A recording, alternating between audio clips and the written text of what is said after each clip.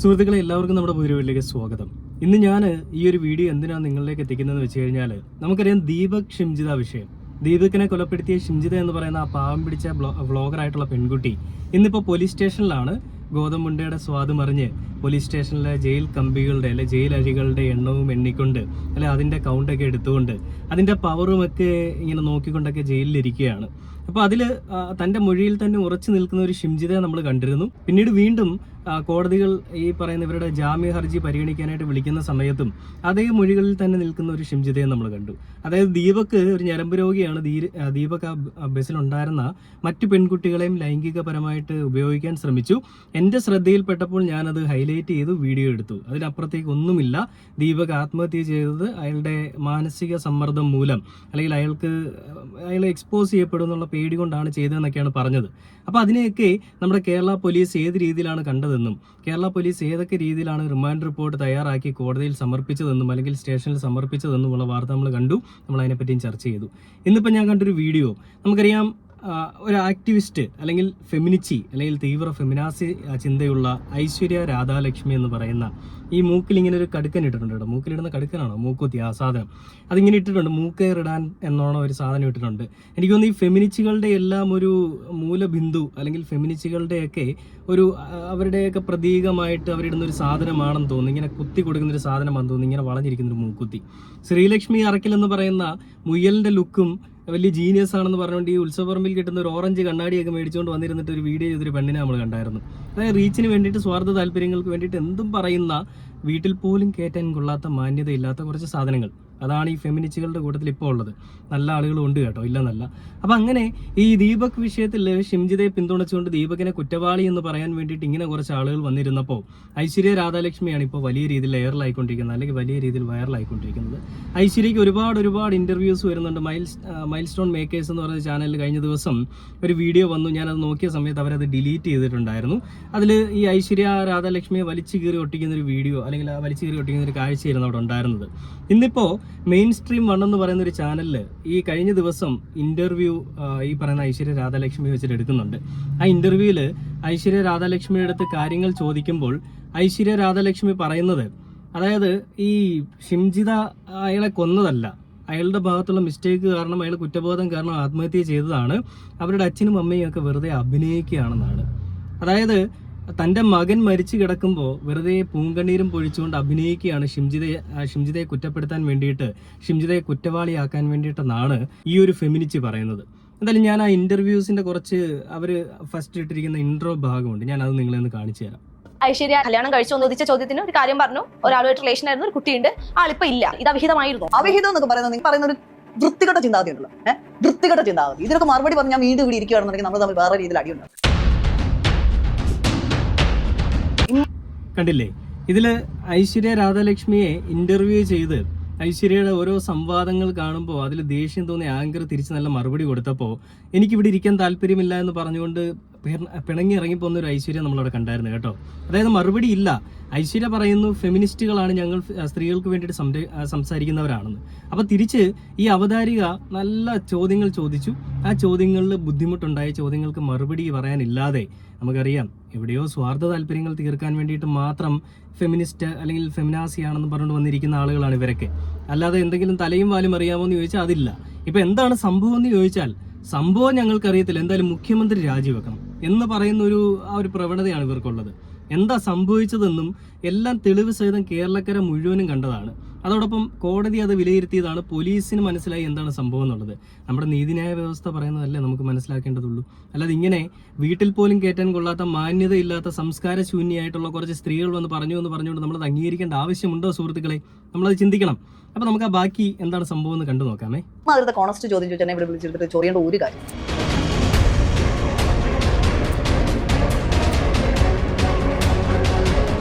ഐശ്വര്യയുടെ father ഇതുപോലൊരു ബസ്സിൽ യാത്ര ചെയ്യാണ്. അറിയാതെയോ അറിഞ്ഞുകൊണ്ടോ കൈയൊന്നും അതെ അത് തട്ടി ഇതുപോലൊരു വീഡിയോ കുട്ടി എടുക്കുകയും ചെയ്തു. ഇത് സോഷ്യൽ മീഡിയയിൽ വൈറലായി. എന്ത് ചെയ്യും ഐശ്വര്യ? പക്ഷെ എന്റെ അച്ഛനൊരു അബ്യൂസറാണ്. ഞാൻ അയക്കെതിരെ കേസ് കൊടുത്തു. അപ്പൊ ഈ ക്വസ്റ്റ്യൻ തന്നെ റിലവന്റ് അല്ലാണ്ടായി, മനസ്സിലായി? എന്റെ അച്ഛൻ അങ്ങനെ ആ ചോദ്യം ചോദിക്കുന്ന അവതാരികയ്ക്ക് ഒരു ബിഗ് സല്യൂട്ട്. കാരണം ചോദ്യങ്ങൾ ഇങ്ങനെ തന്നെ ചോദിക്കണം. ഇങ്ങനെ ഞാൻ സ്ത്രീകൾക്ക് വേണ്ടിയിട്ട് സ്ത്രീപക്ഷത്ത് നിന്ന് സംസാരിക്കുന്ന ഒരാളാണെന്ന് പറയുമ്പോൾ ഇതേ സ്ത്രീകൾ തന്നെ അതായത് ഇവരുടെ കൂട്ടത്തിൽ വരുന്ന ആളുകൾ തന്നെ, ഇവരുടെ വിഭാഗത്തിൽപ്പെടുന്ന ആളുകൾ തന്നെ ആശമാരുണ്ടായിരുന്നു. നമ്മുടെ ഈ സെക്രട്ടേറിയറ്റിന് മുൻപിൽ 100 ദിവസത്തിന് മുകളിൽ സമരം ചെയ്തവരുണ്ടായിരുന്നു. അവരുടെ അടുത്തേക്കൊന്ന് പോകാനോ ഒരു തുള്ളി വെള്ളം കൊണ്ട് കൊടുക്കാനോ ഈ പറയുന്ന തീവ്ര ഫെമിനിസ്റ്റുകളെ കണ്ടില്ല. എന്നിട്ട് ഇപ്പോൾ ഇവിടെ വന്നിട്ട് എന്തെങ്കിലും വിഷയം ഉണ്ടാകുമ്പോൾ ആണുങ്ങളുടെ മെക്കെട്ട് കയറാൻ വേണ്ടിയിട്ട് വന്നിരുന്ന് സംസാരിക്കുന്ന ഈ ഫെമിനിസ്റ്റുകളുടെ വികാരം എന്താണെന്ന് നമ്മൾ ചിന്തിക്കണം. അപ്പോൾ ആ വീഡിയോയിൽ ആ ചോദ്യം ചോദിക്കുമ്പോൾ എന്താണ് ഐശ്വര്യ പറയുന്നത് കണ്ടു നോക്കാം. വിളിച്ചിട്ടുണ്ടെന്നുണ്ടെങ്കിൽ ഞാൻ അയക്കെതിരെ സാക്ഷ്യം പറയും, അയാളെ അകത്താക്കുകയും ചെയ്യും, അയക്ക് വേണ്ടി നിൽക്കുകയും ചെയ്യും. ഞാൻ എൻ്റെ അച്ഛനെതിരെ 28 പേർക്കെതിരെ ഞാൻ കേസ് കൊടുത്തു. സ്വന്തം എൻ്റെ അച്ഛനായാലും എൻ്റെ അനിയനായാലും ശരി ഷിംജിതയുടെ സ്ഥലത്താണെങ്കിൽ ഞാൻ അവിടെ നിൽക്കട്ടെ. അല്ലാതെ എനിക്ക് വേറെ ഇമോഷണൽ സാധനം ഒന്നും പിടിക്കേണ്ട ആവശ്യമില്ല. സ്ത്രീകളുടെ അടുത്ത് അനാവശ്യമായിട്ട് ഇടപെടുന്ന അത് ആരായാലും, അത് പുരുഷന്റെ അടുക്കലാണെങ്കിൽ അതിൻ്റെ ആവശ്യമില്ല. വൈ നിങ്ങൾ ഷിംജിതയെ മാത്രം സപ്പോർട്ട് ചെയ്യുന്നു? വെറുതെ അല്ല, സ്വന്തം അച്ഛനോട് പോലും ദേഷ്യമുള്ള ഒരാളാണ് ഐശ്വര്യ.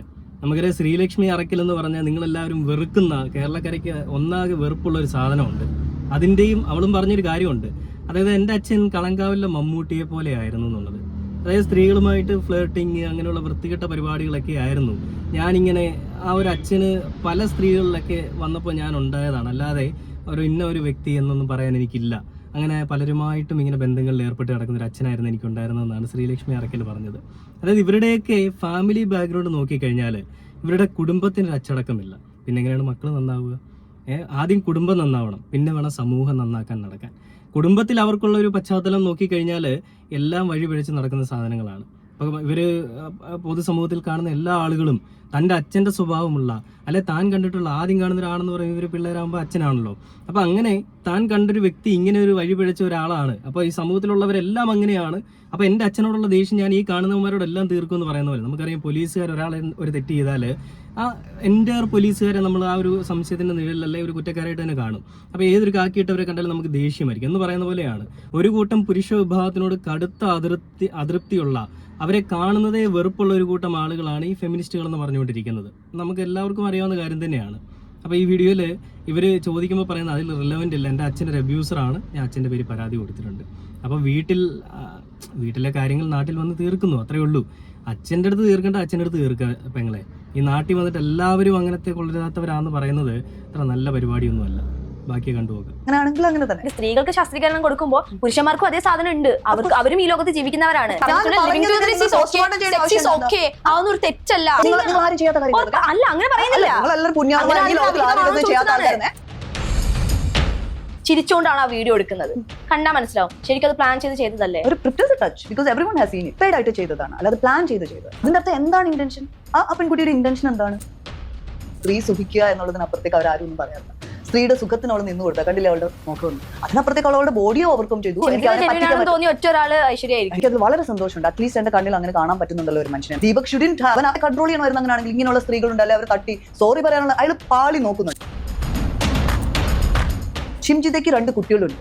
ആ കുട്ടികളുടെ ഒന്നും ഇമോഷൻ പ്രശ്നമല്ല. മരണം കഴിഞ്ഞിട്ട് അമ്മേന്റെ ഫേസ് എടുത്തിട്ട് ഞാൻ കണ്ടിട്ടുണ്ട് അമ്മമാർ കരയുന്നത്. ഇത്ര പബ്ലിസിറ്റി കൊടുത്ത്, ഇത്ര റൊമാൻറ്റിസൈസ് ചെയ്ത്, ഇത്ര ഗ്ലോറിഫൈ ചെയ്തൊരു ഫേസ് കാണിക്കുന്നത് ഞാൻ കണ്ടിട്ടുണ്ട്. അതേ ഫീലിങ്സ് ഒരു വീട്ടിലെ വരുമാനം നിന്നപ്പോൾ ഉണ്ടാവില്ലേ? ആ വീട്ടിലെ മെയിൻ വരുമാനമായിരുന്നു ദീപക്. അതിന് ഭയങ്കര ചബല ആർഗ്യുമെന്റ് ആയിട്ടാണ് ഞാൻ കാണുന്നത്. വരുമാനം നിൽക്കുക എന്നൊക്കെ പറയുന്നതും ഒരു ഇമോഷണൽ സപ്പോർട്ട്, 2 കുട്ടികളുടെ ഗ്രോത്തിന്റെ മെന്റൽ സ്റ്റെബിലിറ്റിയെ കുറിച്ച് ചിന്തിക്കുന്നത് നമ്മൾ റിയാക്ട് ചെയ്യാനോ അയാളെ കൊടുക്കാനോ ആണെങ്കിൽ പല വഴികളുണ്ടായിരുന്നു. ബസ്സിൽ വെച്ച് റിയാക്ട് ചെയ്ത് പോലീസിനെ വിളിച്ച് അയാളെ ഡയറക്റ്റ് പോലീസിനെ ഏൽപ്പിക്കാമായിരുന്നു. പല വഴികളുണ്ടായിരുന്നു. ശരിക്കും ട്രെൻഡിനൊപ്പം നീതാണ് ഷിംജിത എന്ന് എല്ലാവർക്കും മനസ്സിലായി. ഒരു 4 വീഡിയോ ഒരുമിച്ച് ട്രെൻഡ് ആയിട്ട് ഇത് വന്നപ്പോ ലാസ്റ്റ് വന്നതാണ് ഷിംജിത. ഞാൻ അതിനൊരു ആ ഒരു ഏരിയ ഷിംജിത യൂസ് ചെയ്തെന്നുള്ളതിനെ ഞാൻ ഒരിക്കലും തിരസ്കരിച്ചിട്ടില്ല. റീച്ചിന് വേണ്ടി ആർക്കൊന്നും ചെയ്യാലോ, റീച്ചിന് വേണ്ടി ആർക്കൊന്നും ചെയ്യാൻ പറ്റില്ല. അങ്ങനെ തരണ്ടാന്ന ഒരു സ്ത്രീനെ ഞാൻ കണ്ടിട്ടില്ല. ഞാൻ പറഞ്ഞു ഗവൺമെന്റ് ചെയ്തത് തെറ്റാണ്, ഷിംജിതനെ മോചിപ്പിക്കണമെന്ന് ഞാൻ അവകാശപ്പെട്ടില്ല. പക്ഷെ ദീപക് അത് ചെയ്തതാണ് ഞാൻ എപ്പോഴും തന്നെ ഞാൻ പറഞ്ഞു. മരിച്ച ആളെ കുറിച്ച് വീണ്ടും എന്റെ അമ്മ മരിച്ചതാണ്. എന്റെ അമ്മ എന്റെ അടുക്കൽ എന്തെങ്കിലും ചീത്തയായിട്ട് കാണിച്ചിട്ടുണ്ടെങ്കിൽ ഞാൻ പറയാം അമ്മ ചെയ്തു മോശമായിപ്പോയി. പക്ഷെ എന്നിരുന്നാലും അമ്മയ്ക്ക് നല്ലതായിട്ട് നാട്ടുകാരും വീട്ടുകാരും ഒക്കെ നല്ലത് പറയുന്ന കുട്ടി എപ്പോഴും നല്ലതായിരിക്കണം എന്നൊന്നുമില്ലല്ലോ. അങ്ങനെയല്ല, അത് തന്നെയാണ് ദീപകിന്റെ കാര്യത്തിൽ ആപ്ലിക്കബിൾ ആയി. ഈ ഡയലോഗ് നിങ്ങൾ അപ്പുറത്തും കൂടെ പറഞ്ഞു കഴിഞ്ഞാൽ അടിപൊളിയാണ്. മരിച്ചതാണോ തെറ്റ്, അത് തൊട്ടതാണോ പ്രശ്നം? അത് തൊട്ടതാണോ പ്രശ്നം, അതോ മരിച്ചതാണോ പ്രശ്നം? ഒരു കൊച്ചുകുട്ടി ചോദിക്കരുത്. തൊട്ടത് തെറ്റാണ്, മരിച്ചതിൽ എനിക്ക് വിഷമമുണ്ട്. ഷിംജിതയെ സപ്പോർട്ട് ചെയ്യുന്ന ഐശ്വര്യ എന്തുകൊണ്ട് മുമ്പ് ഇതുപോലൊരു കേസ് വന്നപ്പോ മറ്റേ കഷായം ഗ്രീഷ്മ എന്തുകൊണ്ട് സപ്പോർട്ട് ചെയ്തില്ല? എന്റെ ഏരിയ ഇത് അപ്പൊ ഐശ്വര്യയുടെ ഏരിയ. അപ്പൊ ഞാൻ സ്ത്രീകൾക്ക് വേണ്ടി മാത്രം സംസാരിക്കുന്നത് ശരിയാണോ? എന്നും പുരുഷന്മാർ മാത്രമാണ് തെറ്റുകാര്, അവർ മാത്രമാണോ? രാഹുൽ ഈശ്വറിന്റെ ഒരു പുരുഷ കമ്മീഷനെ കുറിച്ചിട്ട് എന്താണ് പറയാനുള്ളത്? പുരുഷ കമ്മീഷൻ ഉണ്ടാക്കണം. രാഹുലിനെങ്കിൽ പ്രസിഡന്റ് ആയിട്ട് ഇരിക്കാം. ഇതിനപ്പുറത്തേക്ക് പുള്ളിക്ക് ജീവിതത്തിൽ ലക്ഷ്യമൊന്നും ഇല്ലെന്ന് തോന്നുന്നു. ഇത്ര കാലമായിട്ട് അയാൾ പറഞ്ഞുകൊണ്ടിരിക്കും.